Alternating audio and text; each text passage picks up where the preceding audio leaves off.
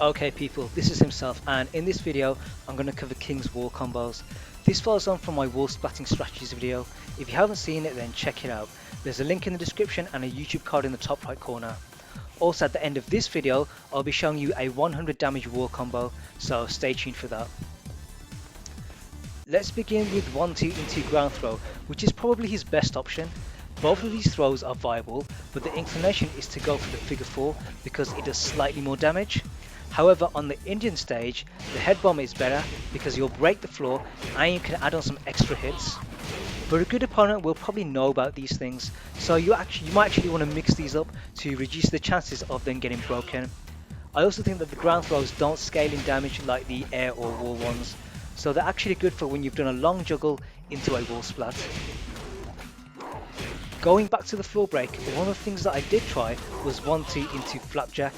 With the way they impact the floor, I was expecting a break. This would then allow me to do some other stuff, but unfortunately it doesn't happen. Next combo is 1-2 into 1+4 moonsault. This will catch people regardless of how they get up, but because there are more damaging options out there, you don't see it used that often. Probably the best way to use it is if you've done 1-2 and the opponent doesn't have much life left. In that case, the moonsault is ideal because you'll kill them without running the risk of a ground throw being broken. Next up we have Shining Torpedo. This is a wall throw and is unbreakable. It also leaves you in a good position for OK. It can be done with the giant swing command, forward half circle, forward +1, or the Shining Wizard command, which is running 2+4. If the wall splat is high enough, then you can also do it from the Jaguar step. Next move is spinning Powerbomb. This can be done using forward half circle forward +2 and is unbreakable, but it does less damage than the Shining Torpedo. So you might ask, why would you ever bother with this? Well, there's two reasons. Firstly, the resulting Oki position is better. With the Torpedo, the opponent ends up on the side of the wall. However, with the Powerbomb, you've still got their back to it. And secondly, on the Indian stage, you'll get a floor break guaranteed, so you can do more damage.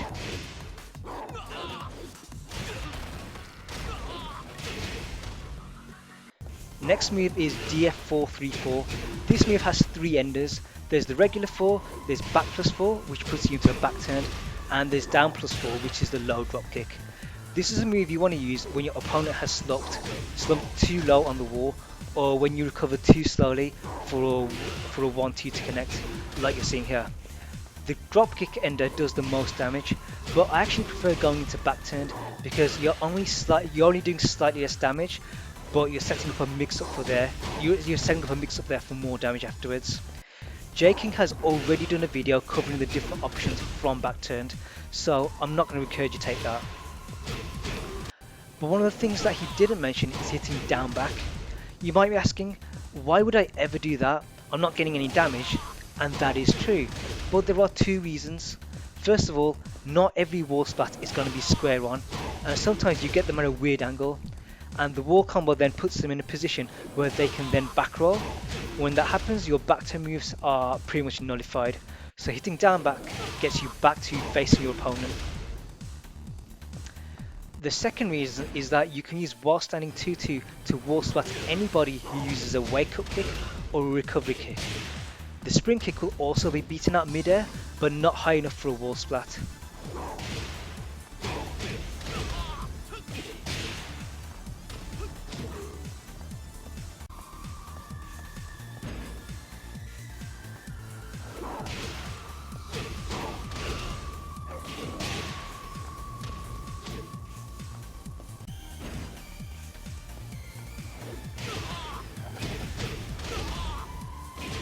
There we go. Unfortunately on forward rolls, you only get a nick and you'll be blocked by anyone tech rolling and standing. You'll also miss anyone who side rolls or stays down, but that just means that they'll be more open to the original back turn mix-up.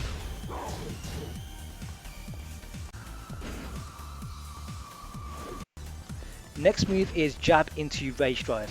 The jab is important here because it will cause the rage drive to hit on the ground. That means that the damage scaling is not as bad.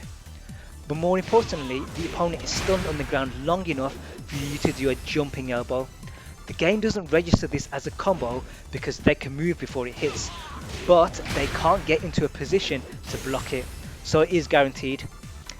I'm actually going to be doing a Rage Drive application video soon where I'll cover more stuff like this, so subscribe if you want to see that. There are some moves that King has that gives a high wall splat. This is where the opponent's feet are off the ground, and what this does is it allows you to do a more damaging wall combo.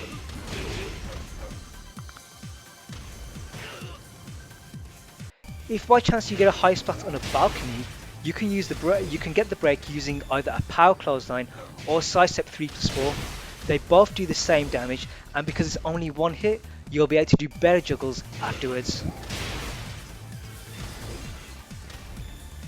Speaking of a balcony break, imagine this scenario: you've launched your opponent in the middle of the stage, you've used tailspin to get them to the balcony, and then you get the break. How should you then end your combo? Well, the obvious answer is running Powerbomb. However, an alternative is double heel hold into swing away. The damage is not too different, but the positives are that they can't tech roll because they'll splat the wall, and they wake up with their back to it, so you can retain some pressure.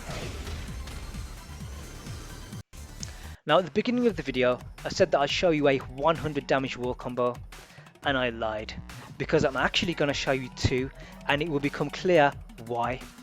These aren't true combos because the ground throws are breakable, but they look identical, so your opponent has to guess which one you're doing. Also, there's probably more damaging wall combos out there if you start using wall carries and balcony breaks and the how to stage. But the floor break on the Indian stage occurs at every single wall, so I think that it's less situation dependent. But enough talking, let's see some action.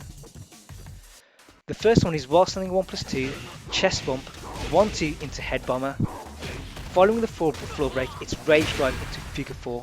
This does 100 damage, but the problem I see with this is that the opponent might break the head bomber at the beginning, so that can ruin your combo.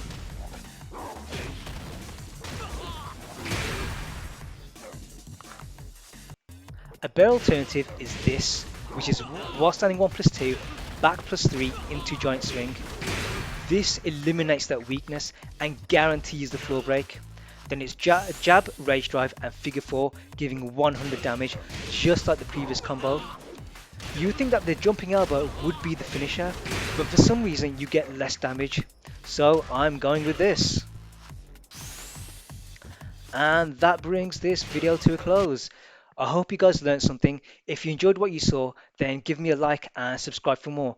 If you think I've missed something out or got something wrong, then say so in the comments. There's one particular wall combo that I've purposely left out because there's some interesting things surrounding it. There's also two more damaging wall combos that are more damaging than the last two, but I will be covering these in another video. So keep your eyes peeled for that, and I'll see you guys in the future.